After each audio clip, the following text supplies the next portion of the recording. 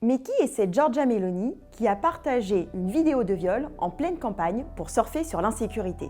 Voici tout ce qu'il faut savoir sur cette candidate aux législatives italiennes qui pourrait devenir la future première ministre de l'Italie.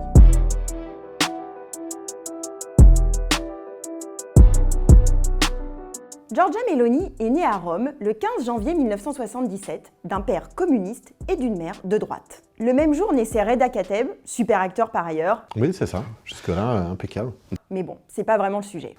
C'est dur. L'enfance de Giorgia Meloni se résume brièvement. Elle met le feu à l'appartement familial et quand elle a 1 an, son père part vivre aux Canaries. Elle s'installe ensuite à Garbatella, un quartier populaire de Rome, avec sa mère et sa sœur. C'est là qu'elle fait ses premiers pas en politique. Et Giorgia Meloni ne traîne pas. Dès ses 15 ans, elle entre dans des associations lycéennes et étudiantes néofascistes. En 1996, elle prend la tête de Azione Studentesca. C'est un mouvement souverainiste, identitaire, néofasciste, traditionnaliste et anticommuniste. Moi, je crois que Mussolini, c'était un bon politicien.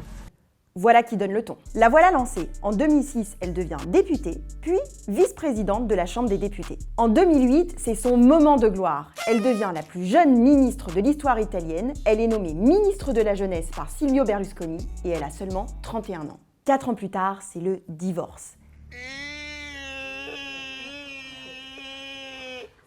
Elle crée Fratelli d'Italia, son propre parti de droite radicale, en rupture totale avec Silvio Berlusconi. Et aujourd'hui, elle en est où? Elle est devenue la figure de proue d'un mouvement post-fasciste. C'est d'ailleurs sa marque de fabrique. Giorgia Meloni flirte régulièrement avec le fascisme. Mais bon, pas trop quand même, hein. Elle brouille les pistes et elle dédiabolise son parti. La flamme sur le symbole de son parti Fratelli d'Italia? Bien sûr, ça n'a rien à voir avec le fascisme, mais c'est juste le symbole du parcours de la droite italienne. Mussolini a fait des erreurs, mais en 1996, c'était un homme politique bienveillant. Le triptyque Dieu, famille, patrie, bien sûr, ce n'est pas un slogan mussolinien, mais un manifeste d'amour. Pas facile de s'y retrouver dans ce discours, et ses militants retiendront bien ce qui les arrange. En tout cas, si on doit résumer sa ligne politique, la voici. Fermeture des frontières pour se protéger de l'islamisation, renégociation des traités européens et lutter contre le lobby LGBT. Et surtout, elle reste fidèle à ses valeurs.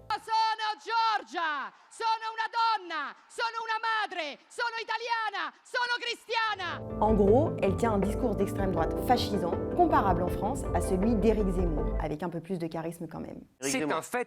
Alors la dernière question, c'est est-ce que l'Italie va finir entre les mains de l'extrême droite? Fratelli d'Italia, frère d'Italie en français, a créé une alliance avec les partis conservateurs et anti-immigration de Berlusconi et Salvini.